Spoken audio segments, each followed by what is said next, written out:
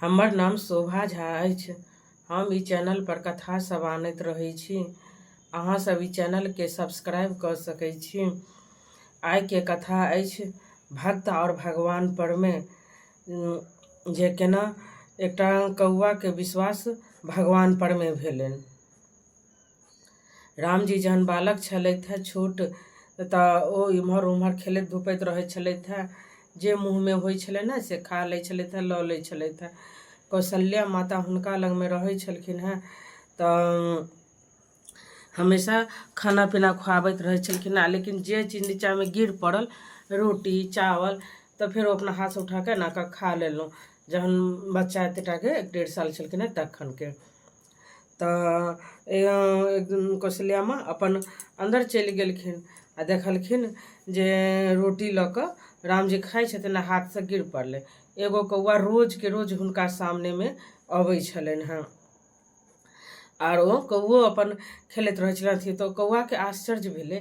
सब कहै छै कि जे भगवान छथिन तऽ फिर ई राम जी कने किया छथिन। आ एकटा रोटी खसि पड़लै, रोटी लऽ कऽ चोच मारै छलै, कौआ लऽ कऽ जाइ छलैए।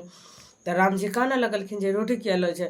तऽ कहलखिन जे अगर ई भगवान हेतै तखने ने फिर किछु बात हैत, जे भगवान छथिन। तऽ सबके सब दिन ओ कौआ आबैत रहलै, आ सब दिन ओ अपन खेलैत रहै छलखिन हेँ। बालक चारू भैया अंगना में रहै छलखिन हेँ, राम लक्ष्मण भरत शत्रुघ्न। तऽ राम तऽ भगवान छलखिन हेँ, सब कहै छलै राम भगवान छथिन। तऽ वही प्रकार से अपन कौओ के नीक लागै छलै खेलऽ में। जे कौओ छोड़लक बच्चा सब, छोट छोट बच्चा छलै 4 भाई, तऽ कौआ अपन लोल मारि मारि कऽ खाइत रहल। तऽ एक दिना फेर ओ कौआ कहलकै रुक एकर हम देखै छियै जे भगवान सच में छथिन कि नहीं। तऽ जहने कौआ रोटी लऽ कऽ भगलै, तऽ राम जी कानऽ लगलखिन, हाँ कऽ कऽ कानऽ लगलखिन। तऽ कहलखिन भगवान छथिन तऽ एथिन। तखन देखलखिन जे राम जी केओ हमरा अगल बगल में तऽ नहीं ने छथि, नहीं देखलखिन।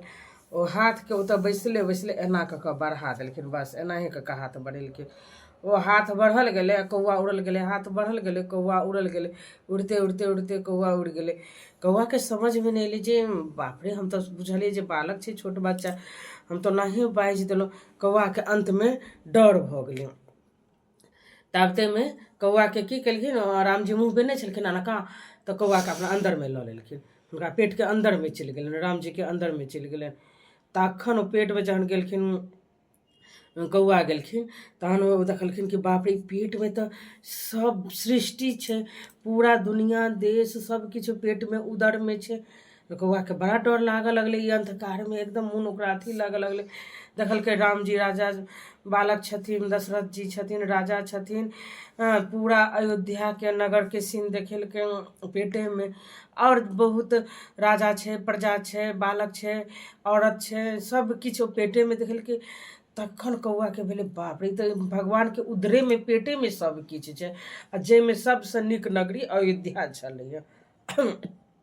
अयोध्या देखऽ में स्वर्ग सन के लगै छलैया। होते होते कौआ के 1 साल एनाही में बीत गेलै। 1 साल में कौआ के लगलै जे आब हम मतलब अही में रह। तऽ राम जी के एक दिन हंसी एलनि, हा हा। तऽ ओ कौआ बाहर निकलि गेलै। कौआ प्रार्थना करै छलै भगवान से, जे भगवान मतलब ओकरा डर सन के कौआ के लागै छलै, एकदम एना एना कऽ कऽ करै छलैया जे भगवान हमरा बाहर निकालता तऽ मतलब हम बाहर में आयब आ भगवान से क्षमा याचना मांगब, क्षमा याचना मांगब। तऽ जखने राम जी हंसलखिन, हा केलखिन, कि कौआ तुरंत बाहर निकलि गेलै। तखन ओ कौआ अपन पैर पकड़ि लेलकै राम जी के, जे सचमुच हमरा गलती भऽ गेल, माफ कऽ दिअ, क्षमा कऽ दिअ, हमरा बहुत बड़का अपराध भऽ गेल। भगवान से हालकप हालकप करऽ लगलै एकदम कौआ।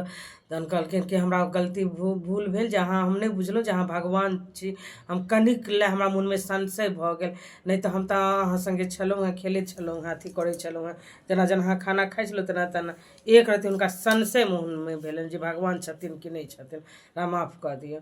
तऽ ठीक छै, तोरा माफ कऽ दै छियौ, तऽ कह की तू चाहै छै।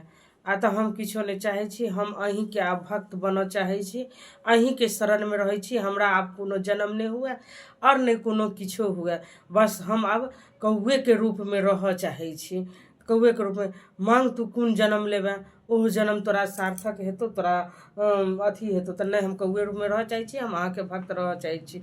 एहिके लेल तो कोनो नीक या बेजाय काज है तो कौआ तुरंत अहाँके डाकऽ लागत, खराबो काज है तो गाँव गाँव गाँव गाँव गाँव हल्ला करऽ लागि जाइ छै।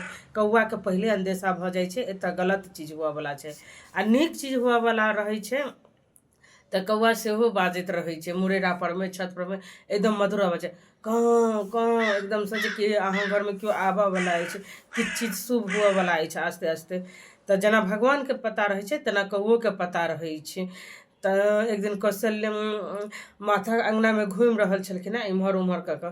जहन रामजी वनवासमे छलखिन हेँ तऽ कौआ काँ काँ धीरे धीरे कहै छलै। कौशल्या कहलखिन कौआके, अगर तोहर बात सचमे हेतौ, हमर राम जल्दी आयत वनसँ, तोरा ई चोँचके हम सोनासँ मढ़ा देबौ। तखन ओकर चोँचके सोनासँ मढ़ाबऽके कौशल्या कहलखिन। तऽ कौआमे सबसँ ज्यादा शुभ आओर अशुभ दुनूके ज्ञानके प्राप्ति होइ छै। जेना भगवान बुझै छथिन आब एतऽ किछु हुअवला छै, तेनाहे कौओके पता रहै छै एतऽ किछु होइ छै। ईसब सब कथा कौआ एक दिन गरुड़ जीके कहै छलखिन हेँ। गरुड़ जी भगवान विष्णुके अथी छथिन, वाहन छथिन। तऽ गरुड़ जीके कहै छलखिन हेँ कौआ। और कौआके और शरीर पहिरतनि, लेकिन कौआ अपना मोनसँ कहलखिन नहि, हमरा कौए रूपमे रहब। अहाँ जतेक बेर अयोध्यामे जन्म लेब ओतेक बेर हमहूँ अहाँ सङ्गे रहब। तऽ जतेक बेर रामजी अयोध्यामे जन्म लै छथिन ओतेक बेर कौआ हुनका सङ्गे रहै छनि। कौओ मतलब भगवान ओकरा तथास्तु केने छथिन भक्त रूपमे। जेना हनुमानके भक्त रूपमे तथास्तु केने छथिन तेना कौआके भक्त रूपमे तथास्तु केने छथिन। जय मिथिला, जय मैथिली। नीक